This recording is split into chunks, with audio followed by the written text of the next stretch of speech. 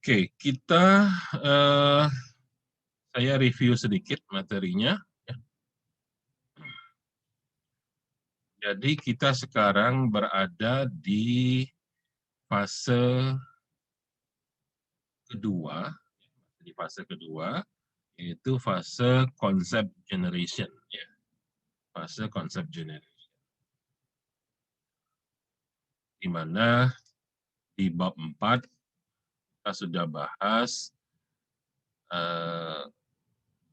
fase concept generation, lebih kurang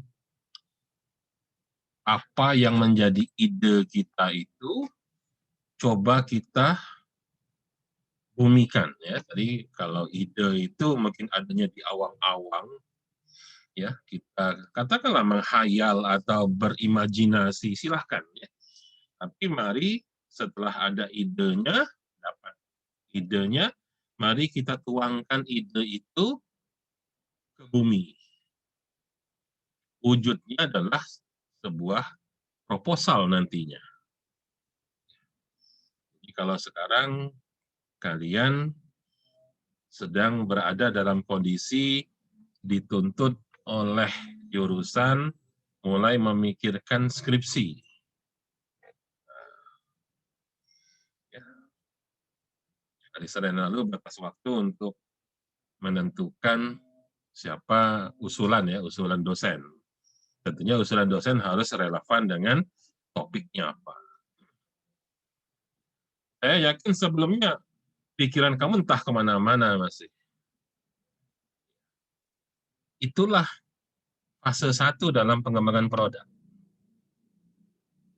Jadi kalau kita sebutkan produk kita itu adalah skripsi, itulah fase 1, yaitu fase mencari ide. Fase mencari ide. Apa sih? Skripsi apa mau saya kerjakan gitu loh. Banyak skripsi ini. Ya, bidangnya bidang yang mana nih? Itu. Kalau kita kembali lagi ke bab 1 dulu, bahwa ya kita idenya, apakah idenya itu berasal dari rencana jangka panjang, apakah dari rencana jangka pendek, atau memang ada special audit istilahnya kemarin, ya, di bab 1. Artinya kalau jangka panjang itu, kamu memang udah punya cita-cita dari awal-awal masuk dulu, nanti kalau saya tamat jadi sarjana, mau jadi sarjana ilmu komputer di bidang apa, udah kebayang gitu. Atau nantinya kamu mau kerja jadi apa, ya, saya mau kerja di Google, nah, itu visi misi gitu ya. Nah, kalau mau kerja di Google itu harus punya kemampuan apa, misal. Itu udah punya idenya dari sana, ide jangka panjang. Atau dari target jangka pendek. Target jangka pendek itu kalau ilmu bisnis itu adalah target pemasaran, target tahunan. Target jangka pendek kamu, saya nggak muluk-muluk deh Pak, saya pokoknya gimana caranya Desember nanti, karena ini awal tahun, Desember nanti tutup tahun tamat gitu loh. Ya, orang target jangka pendek itu seperti itu, target tahunan. Nggak muluk-muluk lah, pokoknya nanti Desember tutup tahun, saya juga selesai gitu loh. Jadi apa yang saya bisa kerjakan dalam waktu setahun ini? Selesai gitu loh. Ya, atau ya dari jangka waktu pengumuman pertama oleh Bu Endang tentang bahwa kamu harus mengumpulkan topik beserta usulan dosennya maksimum tanggal 5 April kemarin, itu kalau tidak salah awal Maret ya pengumuman itu, kalau nggak salah. Jadi ada waktu sekitar sebulan. Nah, sebulan itu kamu coba lakukan survei. Misalnya survei, macam-macam lah surveinya. Survei, dicari informasi. Nanti lowongan kerja paling banyak nerima dengan syarat keahlian apa? Nah, coba buka Jobstreet, ya, aplikasi Jobstreet atau aplikasi lain ya, LinkedIn misalnya, banyak ya aplikasi-aplikasi untuk nyari lowongan kerja itu. Coba survei dulu sih. Kira-kira kalau dia cari sarjana komputer dan bidang keahlian apa yang paling banyak dicari orang? Nah, itu yang saya bilang itu special audit. Kalau kita balik ke bab 1 kan di gambar gambar yang pertama nih, gambar sebelum ini nih di bab 1. Nah, ada 3 jalur kan? 3 jalur. Jalur pertama yang sebelah kanan ini kalau tidak salah, coba saya buka ya. Review di bab 1. Nah, ini bab 1. Ini corporate planning. Nah, ini jangka panjang. Ya, input from corporate planning. Tadi jangka panjang kamu apa, rencana jangka panjang. Ini marketing planning, maka itu program jangka pendek. Nah, ini special audit, survei misalnya. Oh, ternyata yang dicari orang itu kebanyakan sekarang adalah bidang ilmu data science. Misalnya. Sementara kamu tadinya kepengennya, katakanlah apa, misalnya CRM. Tapi kok CRM sudah nggak banyak lagi di permintaan misalnya. Jadi ini yang disebut dengan special audit. Nah, tinggal setelah dari 3 sumber ini kita cari yang paling memungkinkan mampu kita laksanakan, coba cek ya, apakah kita punya sumber daya yang belum dioptimalkan, underutilized resource. Atau barangkali kita punya sumber daya baru, resources yang baru, ya, dan sebagainya lah. Sampai akhirnya kamu punya list, daftar, ide-ide. Dari sekian banyak ide yang sudah kamu buat, kamu lakukan analisa-analisa, kajian-kajian mana yang paling possible untuk dikerjakan. Kesimpulannya itu, fase 1 itu. Ya. Kalau kita sudah selesai, maka sudah selesai figur satu-satunya itu, sudah punya yang namanya opportunity identification, sudah dapat idenya nih,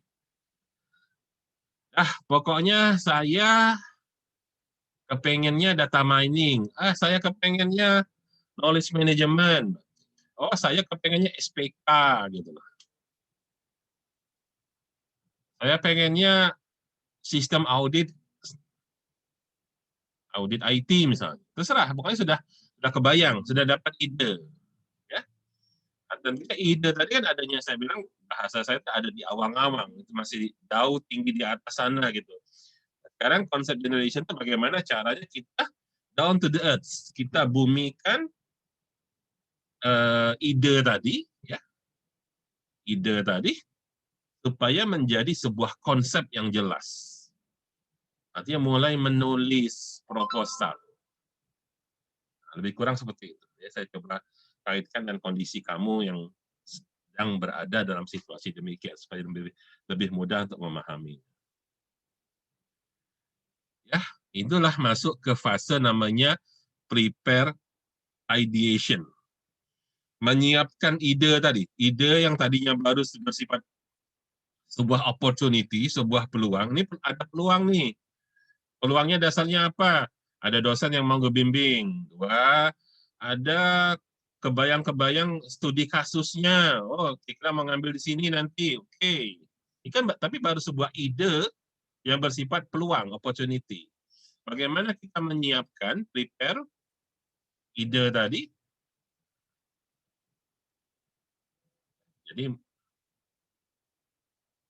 Jadi semuanya itu disiapkan, di mana langkah pertamanya setelah kita menyiapkan ide tadi adalah problem identification.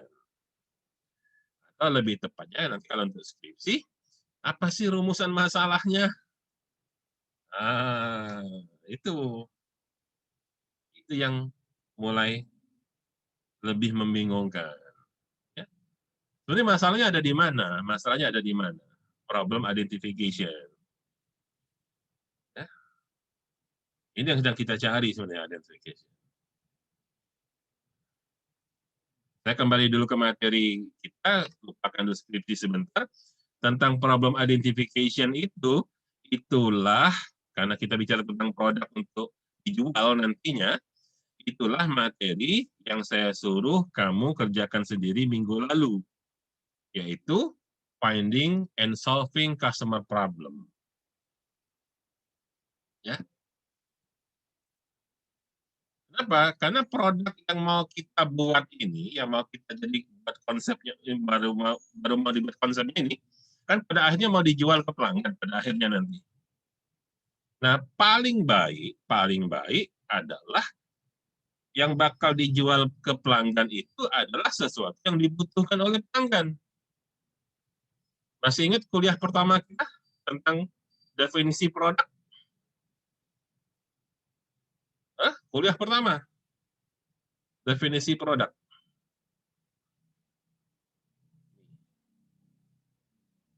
Definisi produk di kuliah pertama. Nah, ini definisi produk.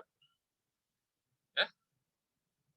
Produk adalah anything, segala sesuatu, apapun, sepanjang dapat ditawarkan. Anything that could be offered, yang dapat ditawarkan. Ya. Ditawarkan pada siapa? Kepada pelanggan. Mengapa ditawarkan?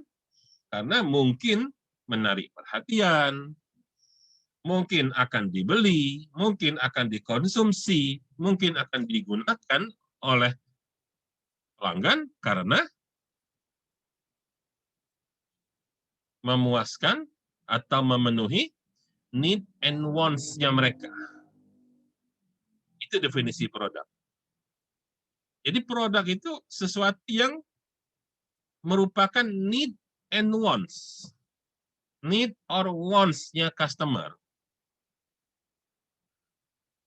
Ya, itu sebab kenapa ada bab tentang finding customer problem.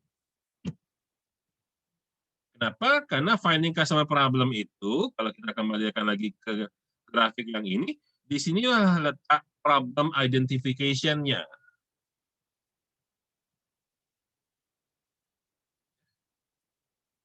Saya seringkali ketika jadi juri lomba-lomba IT case business, kalau saya tanya, kenapa kamu buat aplikasi ini?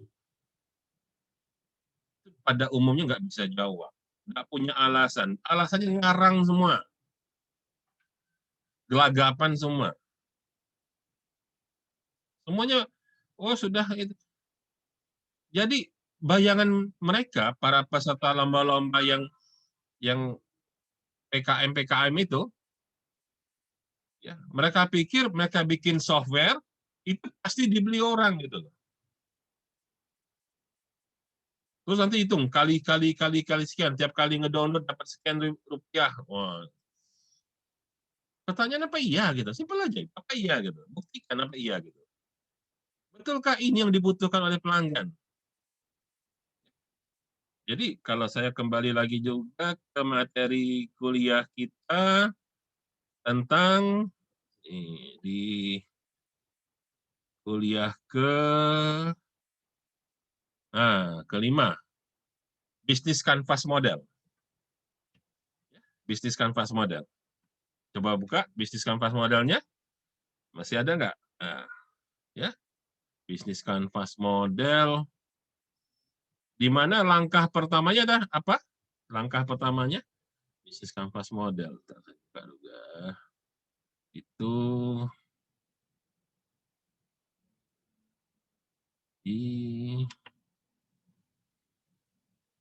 design thinking. Apa ya? Lupa.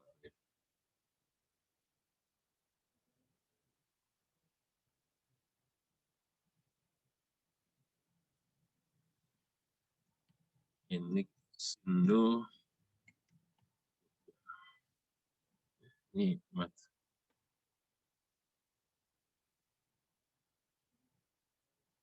ini bukan ya. Ini inovasi. Finish kanvas model.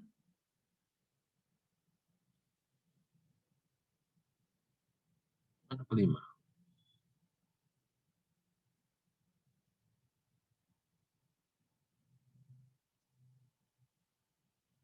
Nah, bisnis kanvas model itu yang pertama harus kita isi apa? Siapa target pelanggannya? Siapa target pelanggannya? Customer segmentnya siapa? Nah, itulah cerita kenapa kita yang bahan minggu lalu ini. Jadi dimulai dari siapa pelanggannya, pelanggannya butuh apa? Jadi siapa pelanggannya? Yang kedua apa? Ini kan value proposition ya, urutan bisnis kapal. Masih ingat nggak nih?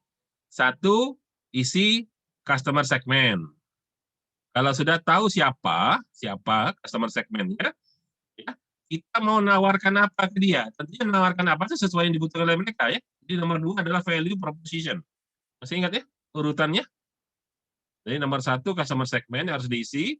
Nomor kedua yang di tengah ini value proposition. Ya, nilai yang mau kita tawarkan ke pelanggan ini.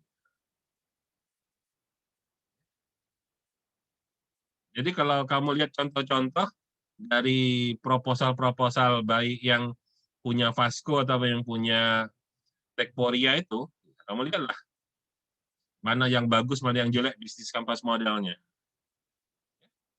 Jadi harus jelas customer-nya siapa, customer ini butuhnya apa. Nih, saya sambil mengulas materi yang minggu lalu saya jadikan tugas untuk kamu buat ringkasan. Jadi betapa pentingnya memahami pelanggan, karena kita akan menawarkan apa ke pelanggan tersebut. Jadi kalau kamu menawarkan sebuah produk, katakanlah sebuah software, kamu akan tahu mengapa software itu dibuat, ke siapa nanti akan kamu pasarkan. Karena ini kan pengembangan dan pemasaran produk. Nggak cuma pengembangan saja. Jangan sampai jadi barangnya, jadi softwarenya, jadi produknya, habis itu bingung mau dijual ke siapa gitu.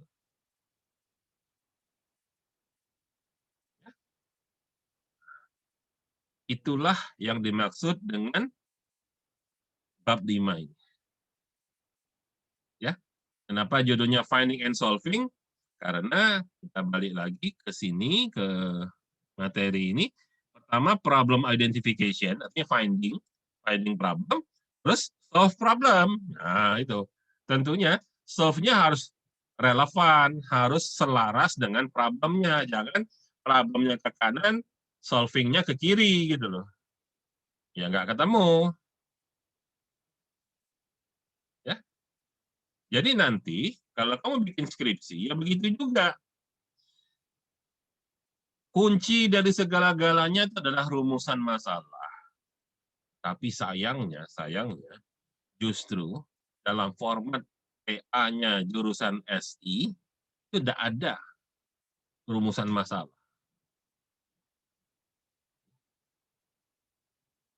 Di mana-mana, orang ada subjudul rumusan masalah. Itu aja kadang-kadang ngawur misinya. Apalagi nggak ada itu, tambah ngawur. Mohon maaf, saya agak mengkritisi jurusan SI gitu.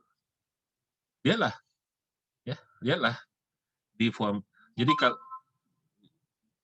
hanya ada di bimbingan saya paksa harus ada subjudul di bab 1 itu rumusan masalah. Saya paksa harus ada. Kalau kamu lihat contoh-contoh deskripsi yang sudah-sudah, perhatikanlah.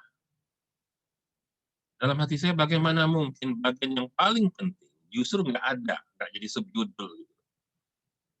Karena banyak skripsi mahasiswa SI itu nggak jelas dia mengerjakan apa sebenarnya. Problemnya yang mana, solusinya apa. Bacalah, ya. Kamu bacalah contoh-contoh skripsi yang ada, latar belakang ini, itu, tiba-tiba berdasarkan hal di atas, maka penulis bermaksud mengerjakan yang berjudul, nah, itu tiba-tiba gitu.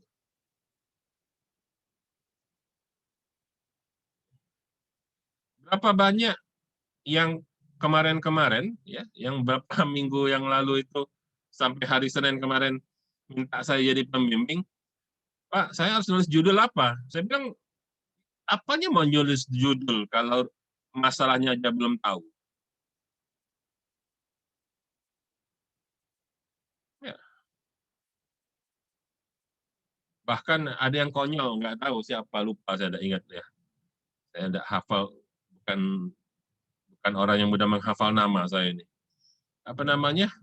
Langsung mau selain minta tanda tangan untuk surat kesediaan jadi pembimbing, langsung minta tanda tangan untuk surat mengambil data, atau mengambil data. Saya bilang, masalah aja belum jelas, judul belum jelas, sudah mau minta tanda tangan surat minta data ke perusahaan. Data apa yang mau diminta? Ya, oke. Jadi kalau kita balik lagi mengevaluasi konsep generation ini di fase kedua ini, ya. Jadi cerita tentang problem identification sama solve problem, ya itu lebih kurang cerita ada di bab 5. Kalau cerita bab 4 itu tentang umumnya lah. Bab 4 ini bercerita tentang bahwa ketika kita membuat sebuah konsep, Anda dituntut berkreasi. Ya, Anda dituntut kreativitasnya. Nyontoh boleh, tapi tidak copy paste. Nyari ide dari lihat punya orang boleh, nggak ada yang ngelarang. Tapi bagian mana yang merupakan kreativitas Anda? Itu intinya bab 4 ini bahas pembicaranya itu, ya. Gimana bicara tentang produk konsep, kita sudah bahas bahwa produk konsep ada 3 hal. Satu, ada bentuknya, form. Bentuknya seperti apa? Form. Ya. Kemudian yang kedua apa? Untuk menjadikan produk dengan bentuk yang demikian, kita butuh teknologi. Teknologinya apa aja? Satu lagi apa? Form, teknologi. Satu lagi? Need. Apa? Need. Kebutuhan dari customer ya Pak, needs-nya. Customer. Siapa yang butuh? Itu. Siapa yang butuhnya? Jadi konsep itu adalah minimal dari 3 itu ada 2. Kalau ada 2 dari 3 itu sudah disebut dengan konsep. Nah, tinggal kamu mau bikin konsepnya, bikin proposalnya itu, apakah mengandalkan teknologi yang ada, ya, terus tahu siapa yang membutuhkan, sehingga nanti akan ada wujud bendanya bagaimana. Atau kamu mau buat penelitian, buat proposal, ya, di mana kamu sudah kebayang bentuknya nanti begini, bentuknya sudah ada formnya. Yang bakal menggunakannya sudah jelas juga siapa yang membutuhkan. Tinggal yang perlu dipikirkan adalah teknologinya harus bagaimana. Atau ya, kamu sudah tahu bentuknya, sudah punya teknologinya, tapi nanti siapa yang membutuhkan. Sekalipun itu mungkin, tapi tidak dianjurkan. Jangan sampai kita membuat dulu barangnya, baru mikir siapa yang bakal beli. Secara produksi produk baru jadi produknya, tapi akan kesulitan dalam pemasaran. Itu tidak dianjurkan.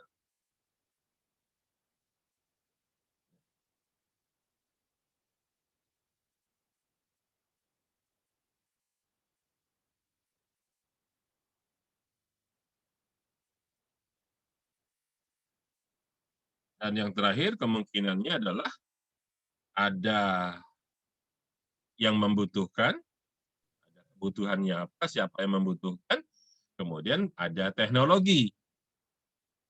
Pertanyaannya, wujud bendanya seperti apa?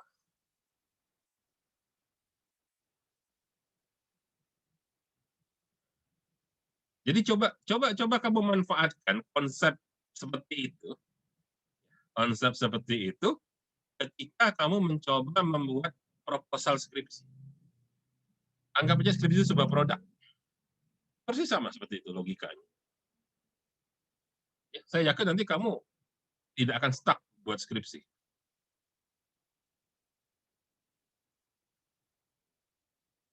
Oke.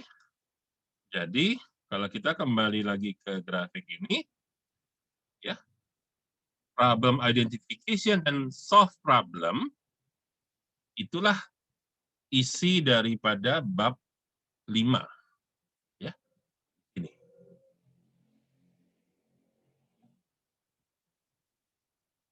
Silahkan kamu review kembali tugas yang sudah kamu kerjakan.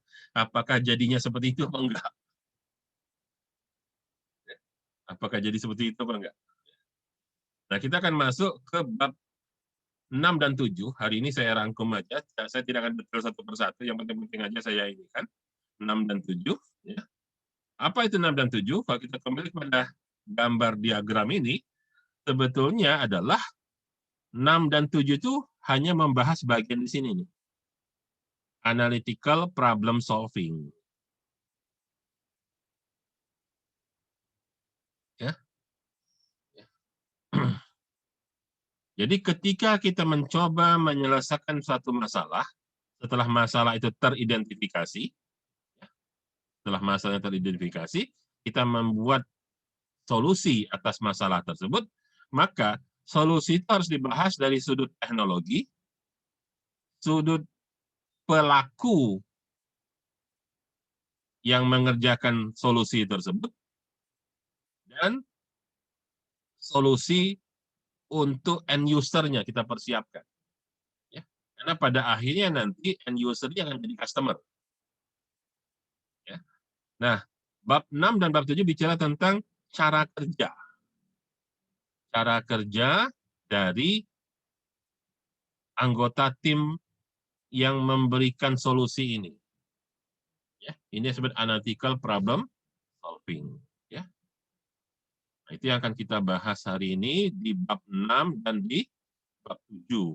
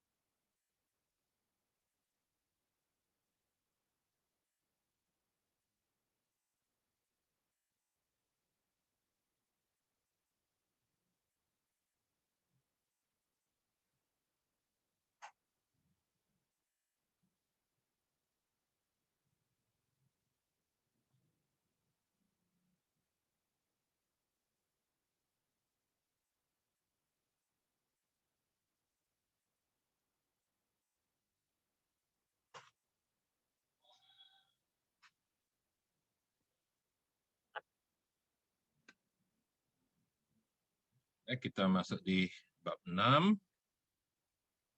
Ini merupakan penjelasan atau pengantar tentang bagaimana pendekatan ketika kita melakukan analisa. Analisa apa? Tentunya analisa untuk mencari solusi terhadap masalah yang sudah teridentifikasi. Perceptual mapping yaitu pemetaan persepsi kita. Jadi ketika kita melakukan analisa, kita tentunya membutuhkan teknik atau metode analisanya. Mengapa? Karena metode itu banyak, teknik itu banyak. Ya. Dan kita harus cari mana yang paling. Nah, karena kita bicara sekarang ini, bicara tentang pengembangan produk, maka di sini dikatakan bahwa dasar pemikirannya, mengapa kita harus tahu yang namanya analytical attribute teknik, ya, teknik-teknik menganalisa atribut itu fitur, bahasa kita atribut selain diterjemahkan sebagai fitur, ya,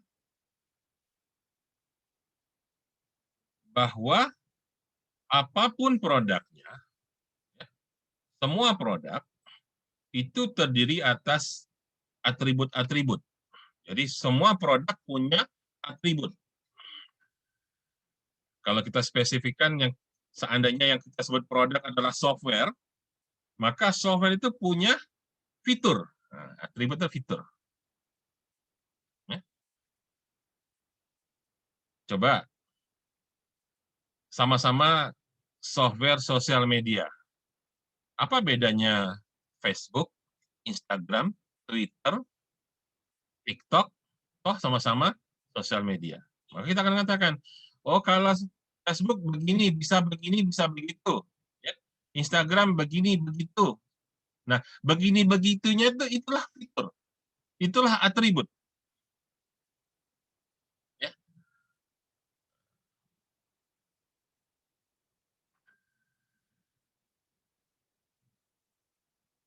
Jadi, masih ingat pelajaran APSI?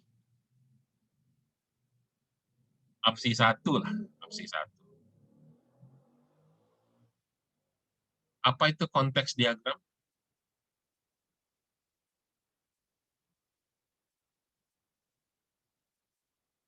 Apa itu konteks diagram? Ayo. Hah? Mau jadi sarjana atau bisa ngerti konteks diagram? Ayo. Katanya udah mau tamat.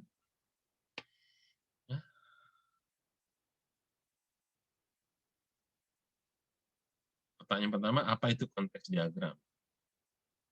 Pertanyaan kedua, apa bedanya konteks diagram dengan data flow diagram? Saya banyak sekali menemukan mahasiswa nggak paham itu. Bahkan ketika saya tanya, apa bedanya konteks diagram sama data flow diagram? Paling banter akan bilang, konteks diagram itu data flow diagram secara umum, Pak. Kalau sama baik, ngapalah namanya berbeda?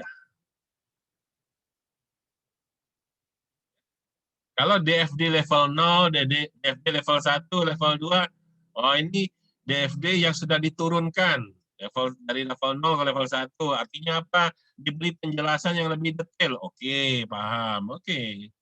Tapi konteks diagram sama data flow diagram, bedanya apa? Apa tugas data flow diagram? Apa tugas konteks diagram? Kenapa dua benda itu ada? Nanti satu lagi yang ketiga kan ERD, Entity Relational Diagram. Itu biasanya tentang database, data store, penjelasannya. Karena konteks diagram sama data flow diagram aja. Berapa banyak mahasiswa salah paham? Dan saya yakin salahnya mahasiswa itu karena salah ajar. salah ajar. Kan ada yang bilang konteks diagram itu adalah DFD level 0, ada yang bilang begitu malah. Tahu, kamu dulu belajar APSI diajar begitu apa enggak? Jangan-jangan salah ajar juga kamu. Salah asuhan, salah ajar gitu. Karena buku teks bahasa Indonesia banyak yang mengatakan gitu. Konteks diagram adalah data flow diagram level 0. Jadi DFD yang pertama itu level 1, salah besar itu. Makanya kalau pakai buku itu pakai buku teks bahasa Inggris, jadi buku bahasa aslinya. Jadi kalau buku terjemahan salah terjemahan, ya sudah. Ya. Jadi, saya dulu ketemu itu di ujian-ujian skripsi, sering ketemu yang begitu. Saya pikir mahasiswa yang salah, tapi kok hampir semua begitu semua. Pernah sekali saya ngintip kuliahnya, oh memang dosen yang ngajar macam itu rupanya. Bukunya buku yang salah dipakai. Sampai akhirnya saya berkesimpulan sederhana aja. Ini dosennya alumni mana? Kalau alumni dalam negeri, pasti pakai buku yang salah. Mogola ITB, sama baik. Nah, nyari buku bahasa Indonesia yang terjemahan yang salah. Nah, itu aja. Jadi konteks diagram itu diagram secara definisi umumnya adalah diagram yang menjelaskan hubungan sistem dengan lingkungannya. Makanya gambarnya hanya sistemnya lingkaran aja, terus dengan external entity. Disebut external entity dan entitas luar, maksudnya di luar sistem. Makanya secara umum dia katakan diagram yang menggambarkan hubungan sistem dengan lingkungannya. Tinggal lingkungannya itu siapa. Tapi sebenarnya tugas dia yang garis-garisnya itu, panah-panahnya itu dari external entity ke sistem itu menunjukkan apa? Sebetulnya, fungsinya. Seringkali dibuat sama persis dengan DFD. Itu yang saya bilang salah. Kalau DFD, tugasnya menunjukkan aliran data, dari mana menuju ke mana, masuk ke mana, diproses mana, keluarnya nanti keluarnya pergi kemana lagi dia. Itu data flow diagram. Namanya data flow diagram, aliran data. Tapi kalau konteks diagram, panahnya itu tugasnya apa? Tugasnya menunjukkan si external entity atau si user bisa melakukan apa pada sistem. Itu disebut dengan fitur. Itu disebut dengan fitur. Ya. Jadi bukan menunjukkan aliran datanya, tapi menunjukkan functionality daripada sistem yang bisa digunakan oleh user. Itu yang disebut dengan atribut atau fitur.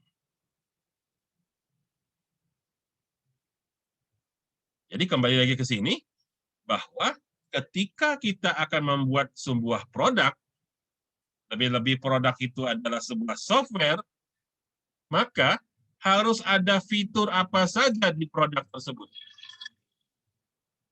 Dan fitur itu bisa digunakan oleh siapa? Nah, tentu usernya. Usernya siapa? Itu sebenarnya external entity tadi. Apakah semua orang boleh pakai atau orang-orang tertentu saja? Kalau kita membedakan antara user umum sama admin misalnya, karena ada privilege masing-masing, maka tentunya external entity-nya beda-beda.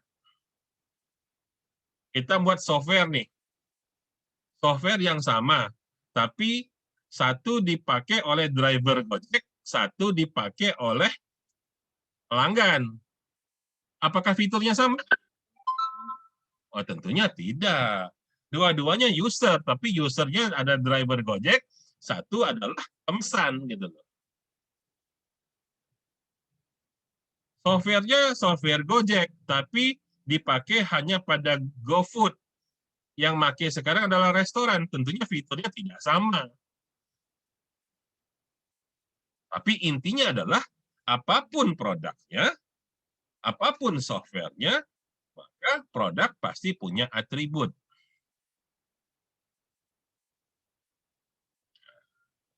Jadi basic idea-nya adalah semua produk pasti terdiri atas atribut-atribut. Jadi di sini dikatakan a future product, satu produk yang akan dibuat, ya akan future, akan dibuat nantinya, must involve one or more, ya, harus ada minimal satu atau lebih atribut. Nggak mungkin nggak punya atribut.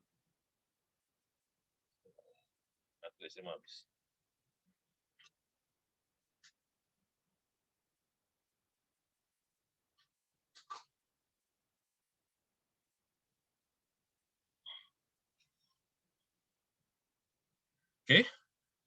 Nah, setelah kita tahu bahwa setiap produk harus ada atribut, harus ada fitur, maka akan ada 3 jenis atribut. Ya.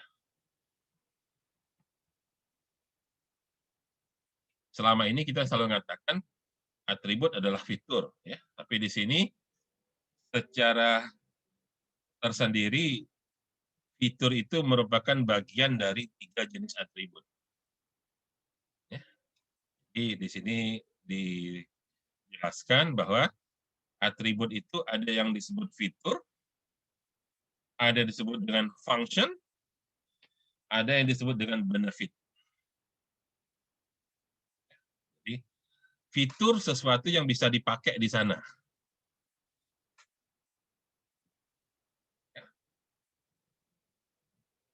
Secara umum harusnya fitur itu harus punya fungsi, harus punya manfaat. Tapi di sini kita ngebahasnya satu persatu, ya. Fiturnya sendiri apa, fungsinya sebagai apa atau untuk apa, benefitnya menghasilkan apa.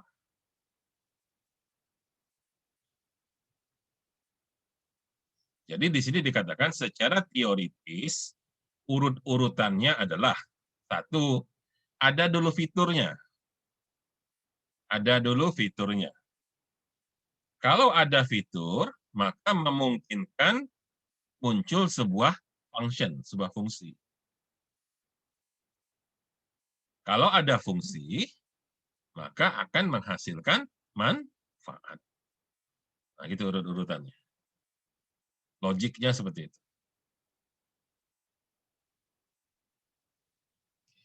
Ada sebuah tombol. Karena ada tombol itu, maka kita bisa melakukan pemilihan apalah misalnya. Kalau sudah memilih, gunanya apa? Nah, itu. Misalnya dalam sebuah software demikian. Ya. Kalau sebuah alat listrik misalnya, ada sebuah fiturnya apa? Tombol on off. Ya. Tombol cetak-cetek gitu ya. Nah, ada tombol, fiturnya tombol. Ya. Fungsinya menghidupkan atau mematikan aliran listrik. Manfaatnya apa? Korsleting nggak terbakar semua. Nah, itu.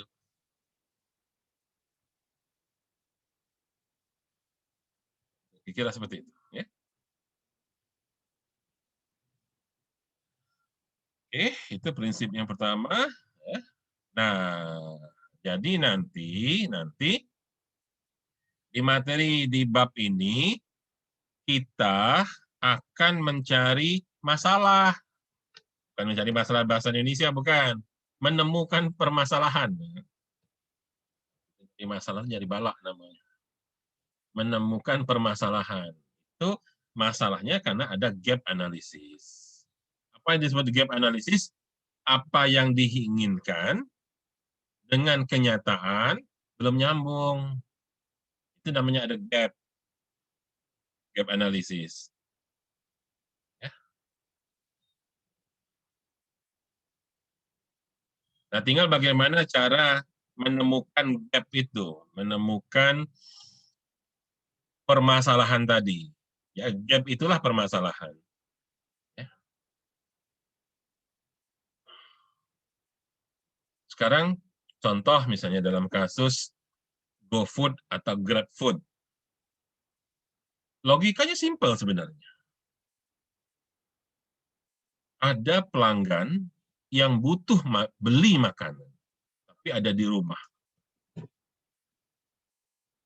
Sementara ada penjual makanan yang butuh pembeli, tapi adanya di warung atau di restoran.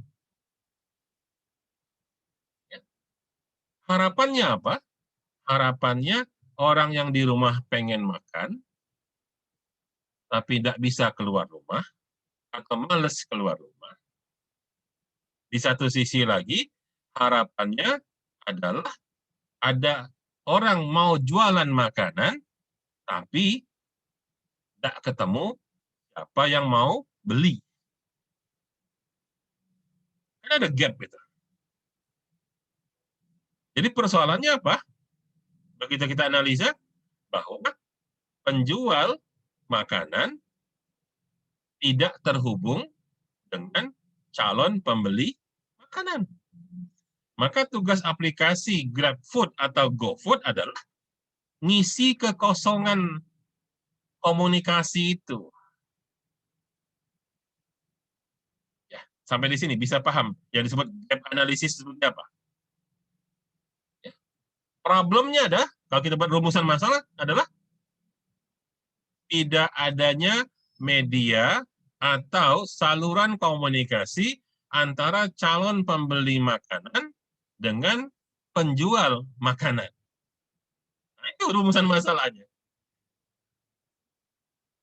Kalau sudah tahu rumusan masalahnya, tidak ada gap-nya, maka dengan mudah kita memberikan solusi.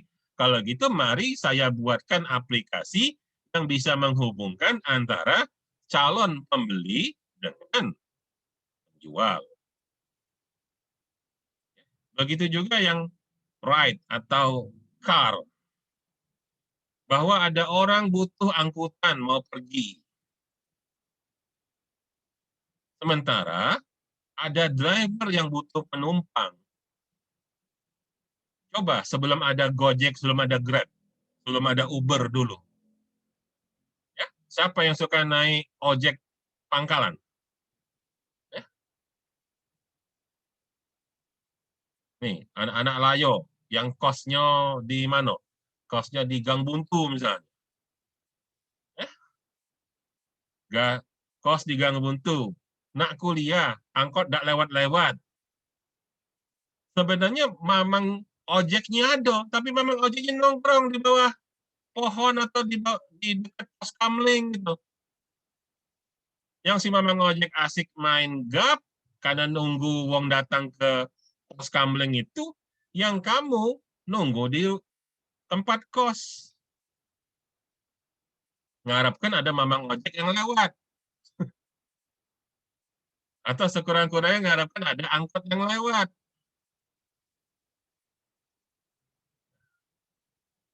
Itu disebut dengan gap analysis. Ini logika yang harus kamu bangun ketika kamu mencari rumusan masalah. Oke?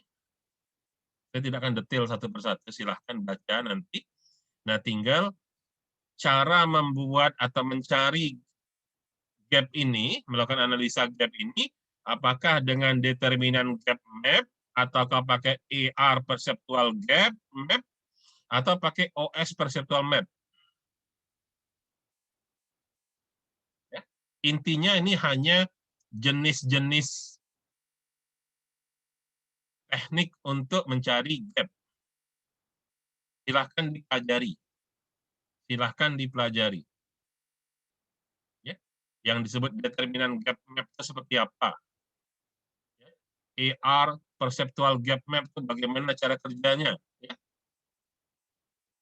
OS perceptual map bagaimana? Ya. Nah, ini ada di sini semua. Ya. Ini contoh determinan gap map. Ya. Ini kondisi antara kebutuhan nilai nutrisi daripada snack dengan tingkat crunchy-nya, tingkat krenyes-krenyesnya gitu. Saya nggak akan bahas, silahkan baca buku. Ya. Kamu harus dipaksa sedikit untuk rajin membaca buku. Ya. Kalau kamu nggak baca, kamu nggak paham. Kalau cuma dijelasin, nanti iya, manggut, tanya, ada pertanyaan nggak? Oh ya sudah Pak, paham kalau, tapi kamu tetap tidak ngerti. Ya. Silakan baca. Ya. Bagaimana memahami determinan gap map itu apa? Ini ada kuadran 1, 2, 3, 4, dan seterusnya. Ya. Ini ujian ada. Nah. Ya. Data cube. Masih ingat data cube? Pelajaran apa ini? Hah? Data warehouse. Dimensi. Nah. Oh. Ya. Yang bisnis intelijen, ngambil mata kuliah bisnis intelijen sempat saya ulang, tapi nggak terlalu dalam, karena saya anggap kamu sudah ada mata kuliah data warehouse. Ya, ada dimensi, tentang dimensi. Berapa dimensi? Cara pandang, melihat dari berapa sudut. Nah, kalau melihat 2 dimensi saja gampang, misalnya sumbu Y sama sumbu X. Kalau 3 sumbu, X, Y, Z. Kalau sumbunya ditambah lagi banyak, itu namanya dimensi. Ya, dimensi. Cube. Slice and dice. Nah, itu bahasa data warehouse. Slice and dice. Oke. Ini perception. Oke, saya dapat aja. Silakan dibaca di buku ya. Backward perception, persepsi, reduksi dengan multivariat analisis, ya. Clustering, faktor analisis. Yang kelas A, siapa aja di sini yang kelas A? Saya. 2018 kelas A, dulu statistik dengan saya. Cluster analisis. Nah, masih ingat nggak tuh? Faktor analisis itu determinan analisis. Nah, ya. Ini semua nanti kalau determinan analisis dibawa ke data mining jadinya klasifikasi. Nah, nyambung nggak lo pelajaran nih? Tinggal kamu paham apa tidak. Oke. Ya. Ini memilih faktor mana paling penting. Nah, tadi klasifikasi tadi. Faktor analisis kita mengklasifikasikan penting, tidak penting, segala macam. Nah, ada nilai pakai perhitungan eigenvalue. Urutkan dari yang eigenvalue-nya paling tinggi. Berarti itu paling penting. Itu faktor nomor 1. Oke, ya. Silahkan pelajari sendiri. Silahkan dibaca bukunya. Oke. Sebenarnya belajar mata kuliah ini nih sudah jadi komplain mata kuliah dari semester 1 sampai semester terakhir yang sudah. Tinggal diwujudkan dalam sebuah aplikasi, sebuah produk, jadi deskripsi. Ini oke. Teknik kedua AR. AR perceptual map. Ya. AR lagi saya katakan baca bukunya seperti apa. Kemudian dissimilarity matrix. Nah, dissimilarity. Dissimilarity itu artinya apa? Clustering. Teknik clustering. Clustering itu similarity and dissimilarity. Cara bagaimana kita membeda-bedakan berdasarkan ketidaksamaan. Oke. Ya intinya kita mau cari masalahnya ada di mana nih, fitur apa yang harus ada. Dan yang terakhir adalah OS perceptual map. Oke. Jadi kalau kita mau bikin baju itu misalnya dianalisa berdasarkan tingkat fashionnya, gayanya, dengan tingkat comfort atau nyamannya, kebutuhan orang. Orang butuh baju itu yang penting gaya, nyaman nggak nyaman belakangan. Atau nggak perlu banyak gaya-gaya, yang penting lemak makainya. Mana yang dibutuhkan oleh pelanggan? Ya, coba sepatu. Sepatu tuh orang lebih memilih nyaman atau gayanya. Kita lihat yang gaya, demi gaya, takut mati gaya, pakai sepatu hak tinggi, high heel, kakinya lemak ida, sisip-sisip pacak tekilir kaki, mahal pula. Tapi dibeli wong. Tapi dibeli wong. Ya. Sendal jepit itu tidak sama sekali, tidak ada gaya-gayanya sendal jepit itu. Tapi kalau kita ke WC paling lemak pakai sendal jepit itulah. Ada yang ke WC pakai high heel. Tak bergaya di sana. Yang kita butuhkan comfort. Nah,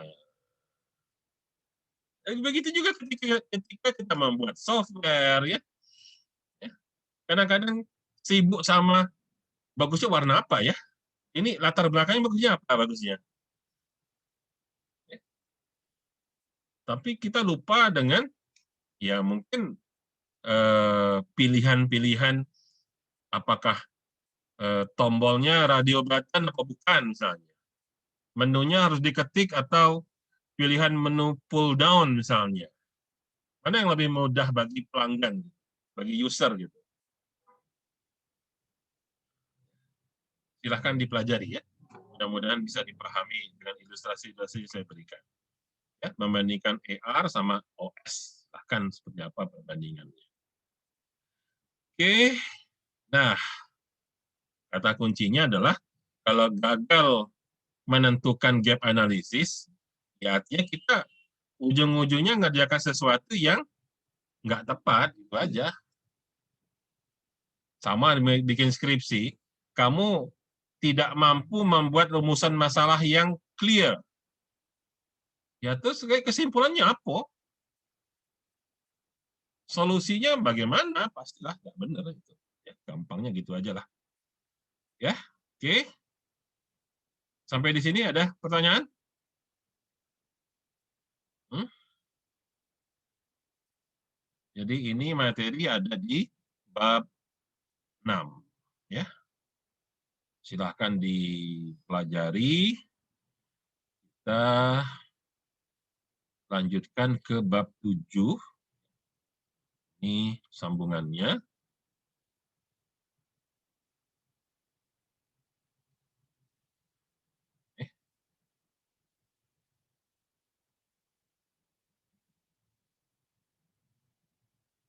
Bab 7.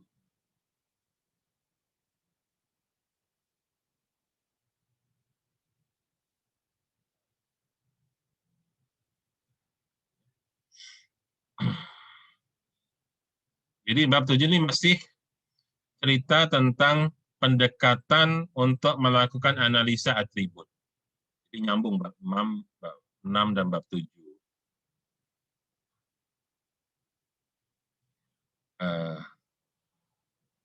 Tapi bab 7 ini bercerita tentang bahwa tidak semua metode itu, tidak semua teknik itu sempurna. Jadi terkadang ada analisa yang harus kita lakukan demi mencapai sesuatu, tapi mengorbankan yang lain. Ini yang disebut dengan trade-off analysis. Trade-off itu ada yang kita peroleh, tapi ada yang kita korbankan. Ya, itu namanya trade-off analysis. Yang berikutnya, yang kedua adalah kualitatif. Teknik adalah teknik-teknik kualitatif. Jadi kalau teknik kualitatif itu pendekatannya kualitatif, bukan pendekatan angka. Kalau pendekatan angka itu bisa dihitung, misalnya nanti dapat nilai 9 bagus misalnya. Ya, nilai 4 jelek. Ya. Kalau kualitatif itu kita hanya bisa bilang bagus, baik, baik sekali, atau kurang, tapi kurangnya berapa wallahu a'lam ya. Oke. Jadi ada sebuah teknik analisis yang namanya trade-off analysis. Nama lainnya adalah conjoint analysis. Jadi di sini ada kombinasi, ya. Jadi ada kombinasi, ya, di mana teknik ini memungkinkan kita meranking pendapat, respon itu pendapat.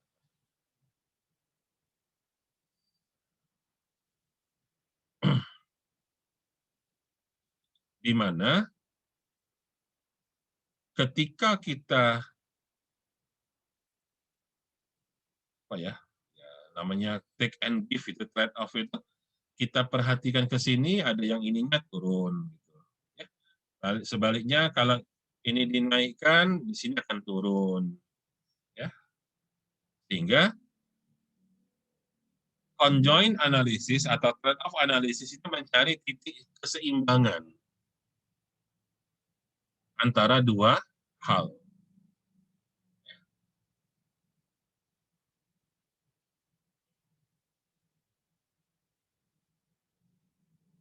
Contoh misalnya kamu baca detailnya di buku, kasus yang dipakai karena ini buku Amerika dia ngambil contoh di Amerika, tentunya mereka kan tetanggaan sama Meksiko. Kamu baca nanti di bukunya. Jadi ada makanan Meksiko namanya salsa. Saya nggak tahu seperti apa bentuknya salsa. Nah, makanan Meksiko itu pedas biasanya. Ya, orang Meksiko itu suka makanan pedas. Ya, anggap aja lah ini apa? Yang gampangnya burger misalnya ya. Nah, burger, anggap aja gitu burger. Misalnya. Saya nggak tahu salsa itu bentuknya seperti apa, tapi namanya salsa. Kalau dalam contoh kasus ini. Burgernya orang Meksiko lah, kira-kira begitu. Ya. Nah, di penjual salsa itu, dia menyediakan berbagai macam pilihan. Misalnya ada yang ukurannya, ketebalannya itu, ada yang regular, biasa, ada yang thick, tebal, ada yang extra thick, tebal sekali.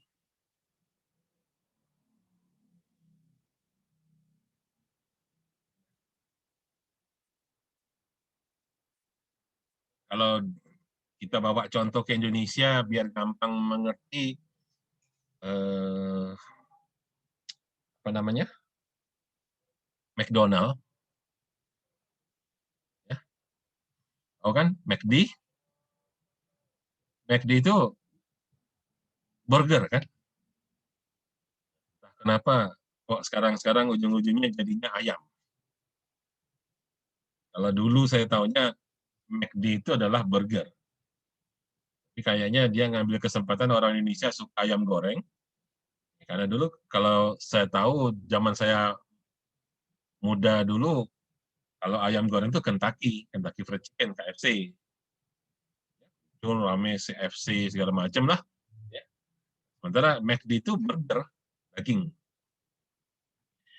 Nah, di McD itu kan ada apa namanya? Big Mac. Tahu kan Big Mac? Burger yang tebal, tinggi gitu. Nah, anggap aja nih, regular tuh burger biasa, atau thick itu adalah yang double cheeseburger, jadi agak tebal ya, dagingnya 2, cheese-nya juga 2, double lah intinya. Atau yang extra thick itu yang Big Mac. Misalnya ya. Itu thickness. Jadi atributnya adalah ukurannya, ketebalannya. Itu atribut pertama. Atribut kedua di rasanya. Mild, sedang. Rasanya maksudnya rasa ini rasa tingkat kepedasan, spiciness. Spiciness ya. Tadi ceritanya kan ini makanan apa? Meksiko itu pedas ya. Tapi dibawa ke Amerika. Masalahnya nggak semua orang Amerika suka dengan pedas gitu. Jadi oleh si penjual dibuat pilihan mild itu rendah tingkat kepedasannya.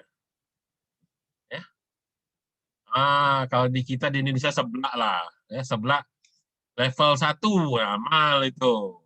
Ya. Nanti medium hot itu level berapa? Level 3 kali ya. Medium hot. Jadi kalau extra hot itu sudah level 7 misalnya. Kira begitu. Bisa dibayangkan ya ilustrasinya. Spiciness itu adalah tingkat kepedasannya. Kalau dalam contoh ini dia ada mild, medium hot, extra hot. Jadi ada 3 macam.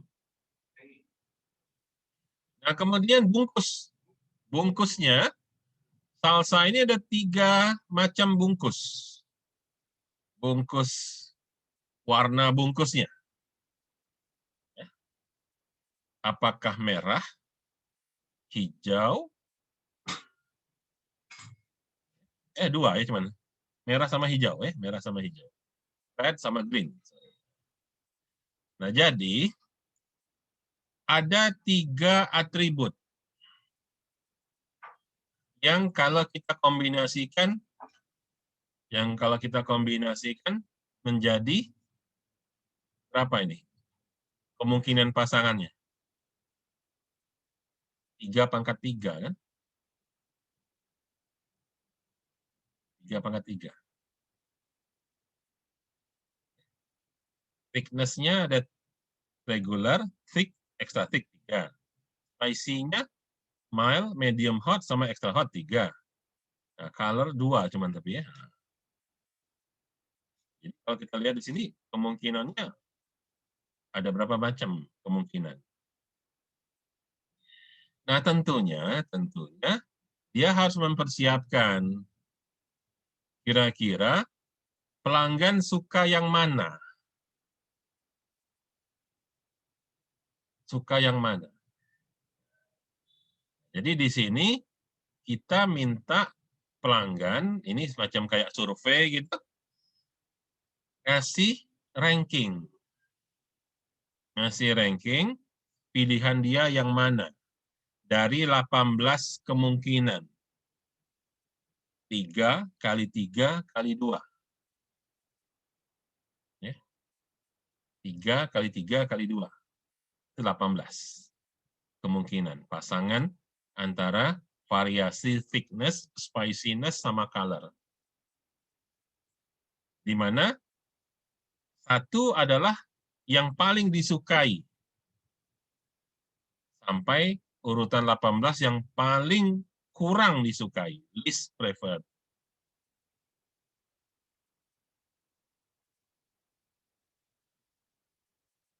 Jadi di sini kita akan mencari keseimbangan antara tingkat ketebalan dari si salsa sama tingkat kepedasan dari si salsa dan warna bungkus yang paling disukai oleh pelanggan. Jadi jangan dikira warna itu tidak penting. Bungkus casing itu jangan dikira nggak penting. Banyak kita lihat bungkus packaging itu menjadi perhatian dalam sebuah bisnis. Jadi lebih kurang seperti itu. Jadi kalau kita lihat kenyataannya ya pelanggan di Amerika itu sukanya apa? Nomor satu adalah ukurannya tebal, tapi tingkat kepedasannya ringan, mild. Karena orang Amerika nggak suka pedas. Bule-bule itu nggak suka pedas. Yang suka pedas itu orang Meksikonya gitu loh. Dan dia tidak suka warna merah. Nomor satu dia pilih hijau. Karena merah itu menggambarkan pedas. Ya, kira-kira begitu. Makanya jadi nomor satu. Nomor satu. Ada uang Padang di sini. Hah? Siapa uang Padang di sini? Saya, Pak. Nah, nanti kalau kamu ngerantau ke Jawa, buka restoran Padang, jangan kamu bumbunya itu seperti kamu bayangkan kamu jualan di Padang sana. Harus menyesuaikan. Kalau kamu buka restoran Padang di Jawa, di Jogja, di Malang, ya, dan pembeli kamu adalah orang Jawa, buatlah rendang itu agak sedikit manis, jangan pedas sama sekali, tidak laku nanti.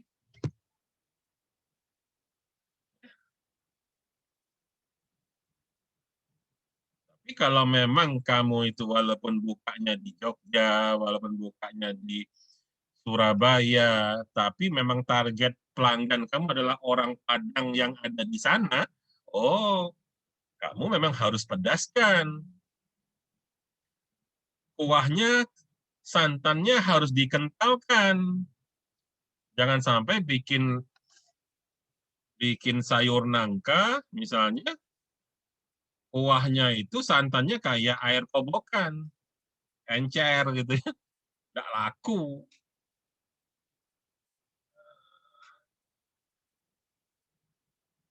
Tapi sebaliknya, kalau kamu buatnya pedas sekali, sementara yang belinya itu orang Jawa, ya nggak laku juga. Ya. Nah, jadi balik lagi contoh ke salsa itu, orang Amerika ternyata lebih suka yang ukurannya tebal.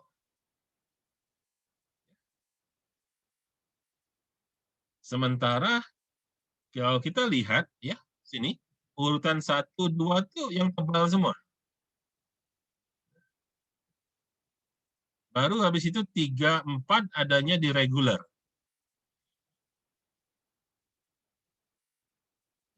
Regular. Artinya apa? Ya, mungkin yang beli yang regular itu anak-anak kali. Mulut orang Amerika itu besar.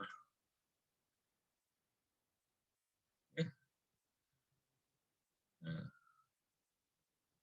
tapi sebaliknya, orang Amerika itu lebih suka beli misalnya burgernya dia beli 2 atau 3 untuk dimakan semua ketimbang dia beli 1 yang tebal. Kenapa? Karena dianggap tidak sopan makan yang hanya orang-orang tertentu aja.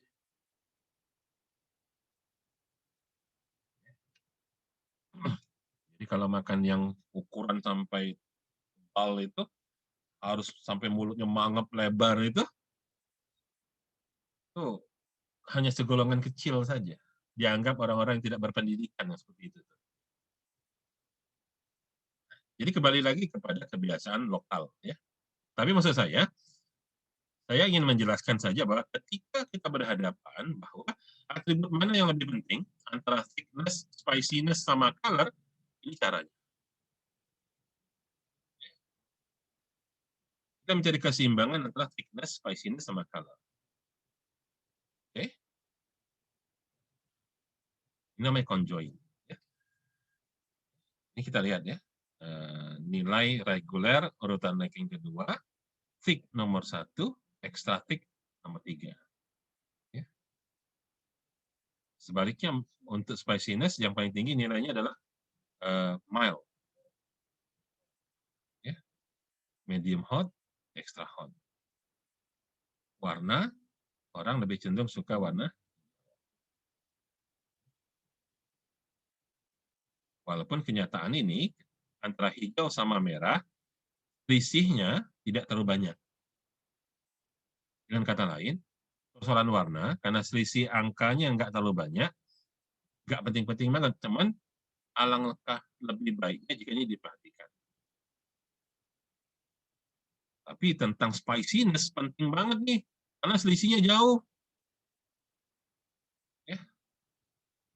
Kalau keto kadang-kadang kalau sudah terbeli, mau golah kepedesan, daripada temakan terbuang sayang. Masih ditelan-telan juga. Kalau orang Amerika sana barangkali daripada dia sakit perut, lemak tidak dimakan, buang.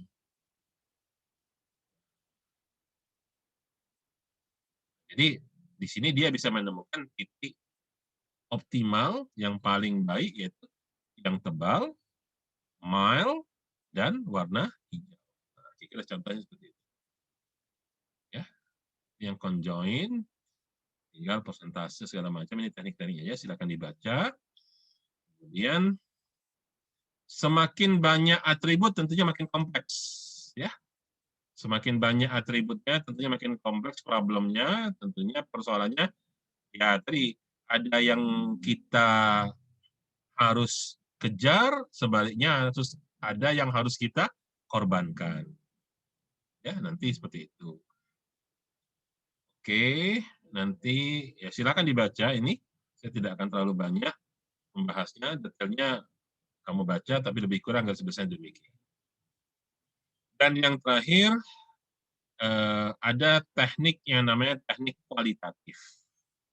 Ya, teknik kualitatif di sini diberi contoh 3, tapi sebenarnya masih banyak teknik-teknik yang lain. Ya, tapi ini contohnya saja ada 3. Ya, dikatakan there are many others, masih banyak lagi yang lain ya. Ada nama dimensional analysis, ada checklist, ada relationship analysis. Nah, lebih kurang namanya kualitatif atribut analisis teknik adalah teknik menganalisa atribut apa yang harus ada pada sebuah produk dengan cara kualitatif. Ya. Pertama, dimensional attribute list. Ya, dimensional. Jadi kita buat dulu daftar dimensi. Apa saja yang menjadi faktor yang perlu dipertimbangkan. Ya. Dimensi. Dan ada sesuatu itu kita lihat dari ukuran beratnya, weight. Jadi ngomongnya tuh, ini berat atau ringan atau sedang.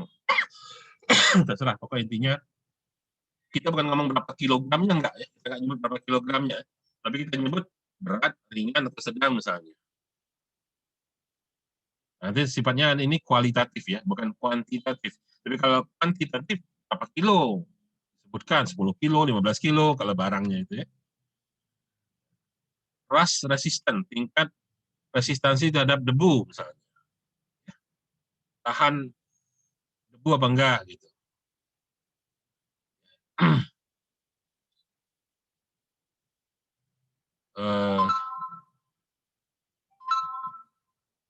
Saya pernah punya kamera digital ya. Tuh, saya beli tahun 2007 dulu. Ya, ketika dulu kamera HP belum sebagus sekarang, sehingga kita masih mengandalkan kamera digital. Kalau sekarang sudah jarang laku ya, jarang orang beli kamera digital lagi karena HP sudah bagus-bagus kameranya. Orang mending nenteng ya aja sekarang. Jadi saya tahun 2007 saya pernah ke Bangkok, saya tugas dari Telkom ke Bangkok. Karena buru-buru berangkat, saya lupa bawa kamera. Tanya di perjalanan saya baru sadar kalau saya lupa bawa kamera. Antara kawan-kawan lain sudah pada foto-foto sepanjang perjalanan. Saya baru sampai di Bangkok. Begitu masuk hotel, ada waktu istirahat, saya keluar ke mall beli kamera. Ya, saya sederhana aja sih. Waktu itu saya nggak kepikiran apa-apa. Intinya saya beli kamera karena butuh, gitu aja. Dan saya juga pertimbangan yang nggak terlalu mahal lah, biasa-biasa aja.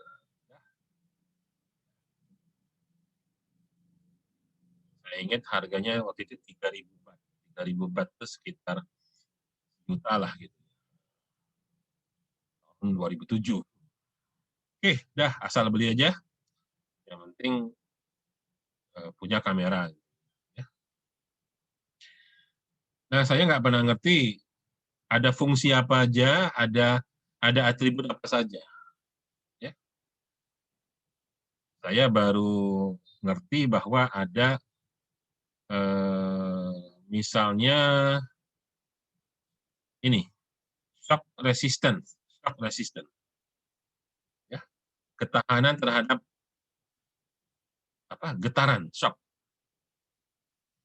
Nah, itu saya baru tersadar ketika saya dan rombongan sudah sampai di Pattaya.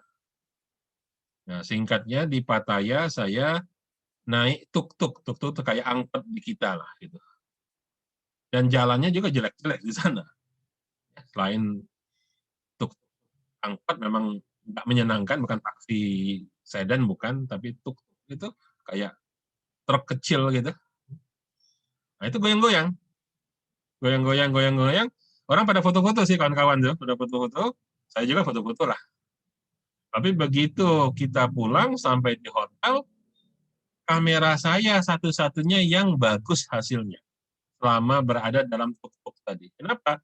Saya baru tahu kalau kamera saya itu punya anti-shocking. Nah, ada fitur shock resistant. Kamera orang lain sih enggak. Jadi kamera orang itu harus mantap, diem, baru fokus gitu.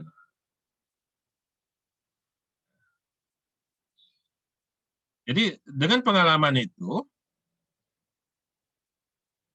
ketika ada teman saya tanya, "Kan, aku mau beli kamera digital, bagusnya merek apa?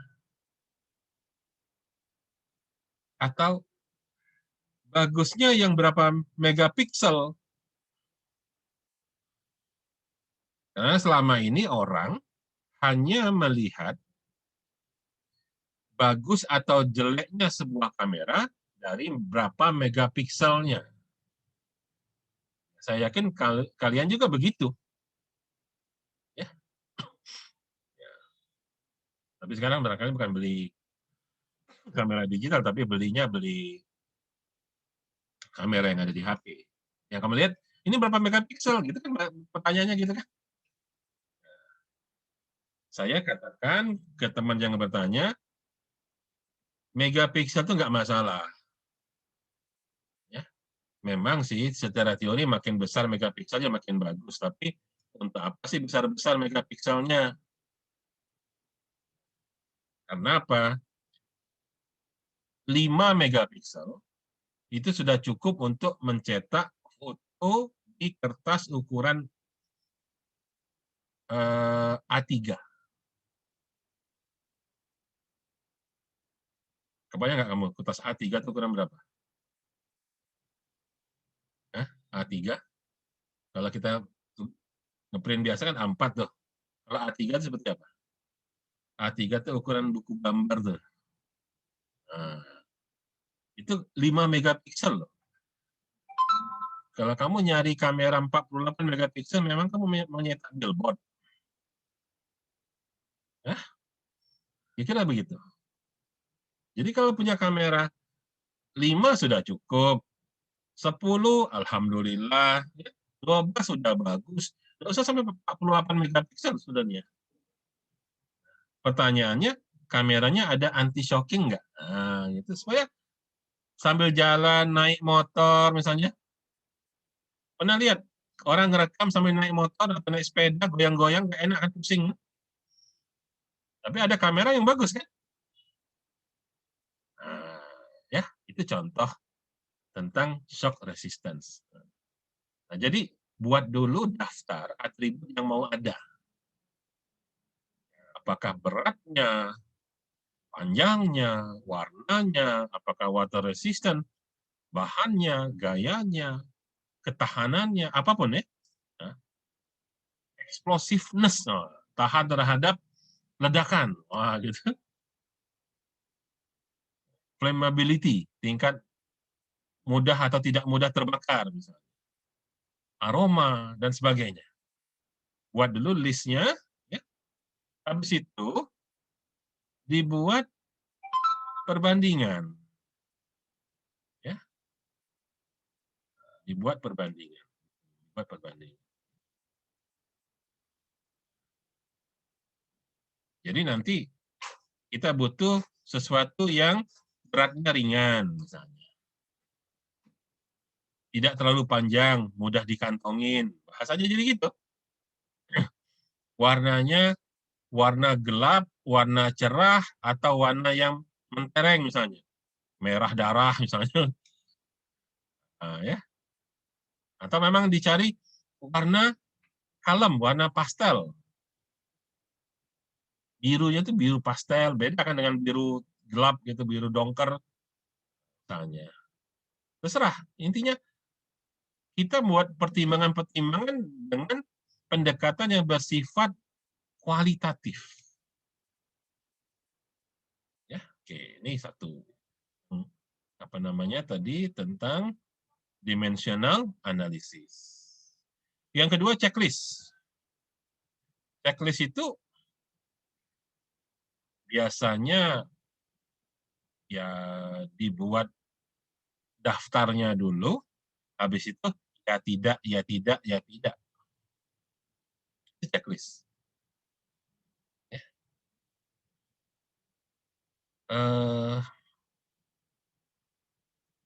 Di apa ya biasanya bisa suka kalau kita beli HP aja lah. Nah, beli HP misalnya, beli HP nanti tipe yang sama, tapi nanti misalnya di box-nya itu ada checklist. Ini yang RAM-nya berapa giga? 4, 6, atau 8. Ya, misalnya. Ini 4 garis miring 32 atau 6 garis miring 64, nanti satu lagi 8 garis miring 128 memorinya. Jadi kita akan katakan sesuatu itu baik atau buruk dengan cara memeriksa secara kualitatif. Memorinya besar, kecil, sedang, nah, itu aja. Jadi nggak ada ketentuan secara khusus. Ya, checklist. Biasanya pada produk-produk industri, karena terlalu banyak yang harus diperiksa. Yang penting ya tidak, begitu aja. Tapi ada proses checklist pemeriksaannya. Oke, yang lain-lain nanti tentang ya template kreativitas ya. Nanti ada atribut dependensi, replacement, displacement, komponen kontrol segala macam, ini silakan dibaca saja. Yang terakhir, metode kualitatif ini adalah melakukan analisa relationship, hubungan. Ya. Di mana kita coba melihat hubungan ketika ada kombinasi dari beberapa dimensi. Ya. Nah, tadi kita sudah tahu ya, bahwa atribut itu ada dimensi fiturnya, dimensi fungsinya, dan dimensi benefitnya. Nah, ini coba kita kombinasikan, dan kita lihat di mana letak kombinasi atau hubungan antar dimensi tersebut. Mau pakai dua dimensi, matriks dua dimensi, atau multidimensi matriks.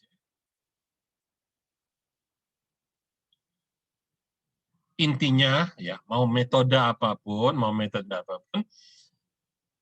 bab 6 dan bab 7 ini adalah bercerita tentang berbagai macam pendekatan, approach, berbagai macam cara, berbagai macam teknik, berbagai macam metode, ketika kita harus menganalisa apa yang harus ada, apa yang harus menjadi atribut pada sebuah produk yang akan kita develop.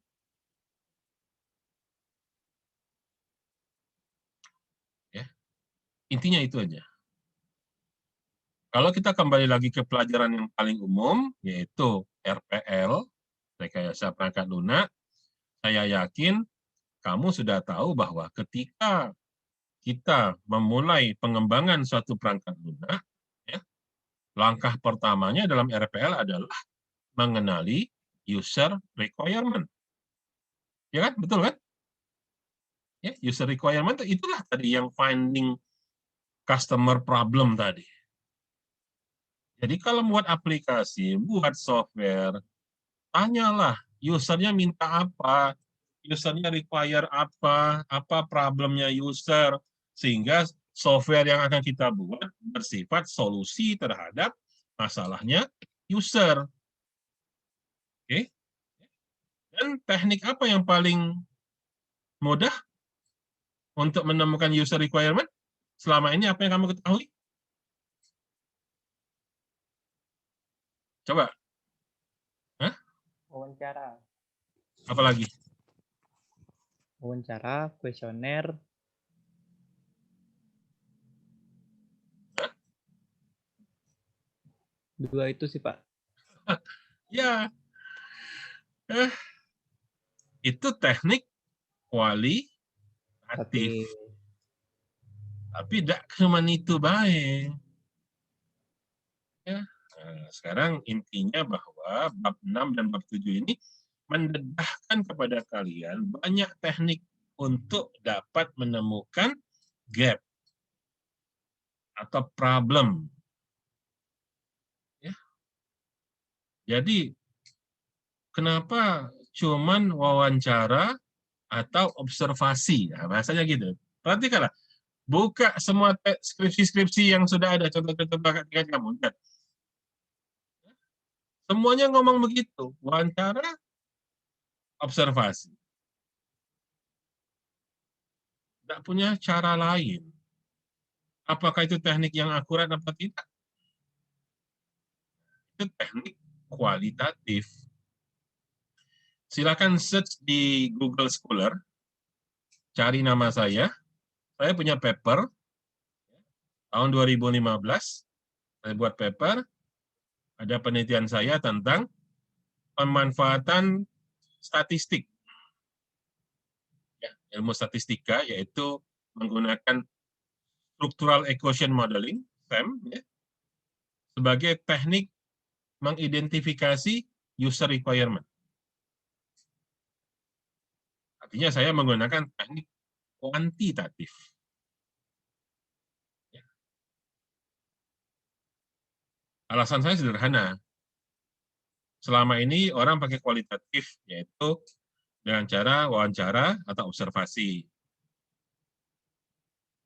Nah, ujung-ujungnya, karena teknik wawancara dan observasi itu butuh waktu lama, alhasil yang diobservasi atau yang diwawancara hanya sedikit orangnya. Karena sedikit, belum tentu mewakili seluruh user. Bayangin kalau sebuah organisasi ada 200 orang, masa 200 orang harus diobservasi satu persatu? Masa 200 orang harus diwawancara satu persatu? Ya tentunya nggak mungkin. Walaupun mungkin sih, tapi ngabisin waktu gitu. Maka dengan alasan supaya sumber informasi berasal dari seluruh populasi organisasi, saya menyarankan teknik statistik, yaitu teknik kuantitatif. Tapi bagaimana semua populasi bisa disurvei tanpa harus menghabiskan waktu banyak? Kira seperti itu logika. Jadi dengan asumsi demikian, saya berani mengatakan bahwa fitur yang saya peroleh sudah mewakili semua orang. Nah, kira-kira begitu. Ya. Sebab kalau teknik kualitatif, ya kita wawancara 2 orang. Apakah 2 orang itu mewakili semua? Kira itu pertanyaannya. Maka kalau teknik populasi, sampling, itu kan bisa mengklaim bahwa mewakili semua. Lebih kurang itu, ya. Bab 6 dan bab 7 ini memberikan pendedahan, ya. Kalian didedahkan, dipaparkan bahwa ketika kita ingin mencari suatu permasalahan, suatu identifikasi terhadap problem, ya, itu sama saja kita melakukan gap analysis. Ya, gap analysis itu adalah mencari ketidaksesuaian antara apa yang menjadi harapan dengan realita kenyataannya. Itu gap analysis. Nah, sehingga nanti kita akan mengisi gap tersebut. Oke, itu kata kuncinya di sana. Tinggal teknik atau cara menemukan atribut, cara melakukan analisis, itu banyak ragamnya. Ya, di sini sebagian saja, belum semua. Nah, sekali lagi, kamu dituntut kreativitas untuk mencari mana yang paling sesuai. Karena bukan masalah saya cari yang paling mudah, bukan. Saya bilang paling sesuai maksudnya adalah yang paling dapat memberikan hasil pemahaman terhadap gap yang paling optimal. Nah, itu kata kuncinya. Jadi, ketika kamu dihadapkan dengan sebuah pertanyaan, mengapa software ini dibuat, kamu bisa menjawab. Apa alasannya? Ada cerita apa di balik software ini dibuat? Gitu. Mengapa dia dibuat begini? Kenapa menunya kayak gini? Kenapa fiturnya itu? Gitu. Jadi enak nanti kalau kamu mempresentasikan sebuah konsep, ada alasan yang jelas kenapa konsep itu kamu usulkan.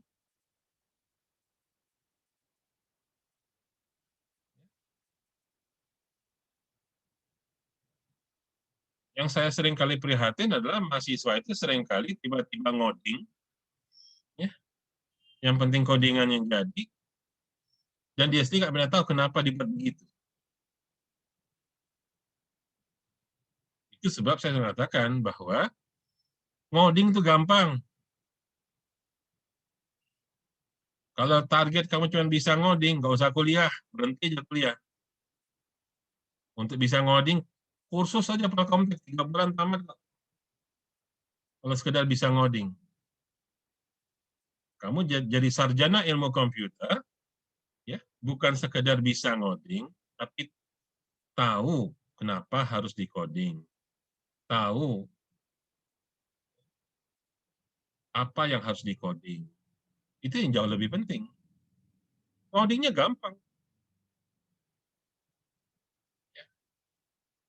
Maka dalam pengembangan perangkat lunak, bagian yang paling sulit analisa dan perancangan. Kalau analisa perancangannya bagus, itu nanti kasihkan aja sama tukang coding gitu. Selesai itu. Kalau analisanya salah, desainnya nggak jelas, rancangannya, codingannya ancur-ancuran.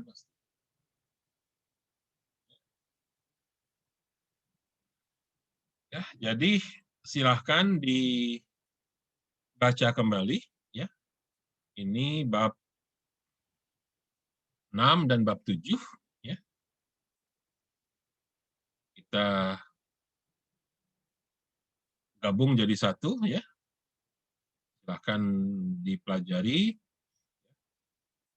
Nanti kita langsung sambung berikutnya di bab 8, ya. Tapi kemungkinan minggu depan saya tidak bisa masuk, ya. Kita mungkin pindahkan ke Sabtu kali ya. Karena enggak tahu Sabtu juga enggak, belum tahu, saya nanti baru dapat kabarnya nanti siang. Jadi mulai Senin itu saya pengawas UTBK SBMPTN ya. Kalau memungkinkan Sabtu nggak ngawas, saya tukar ke Sabtu, tapi kalau Sabtu masih ngawas juga, ya terpaksa diganti. Oke, ada yang mau ditanyakan sampai di sini? Ya, tentang materi bab 6 dan bab 7.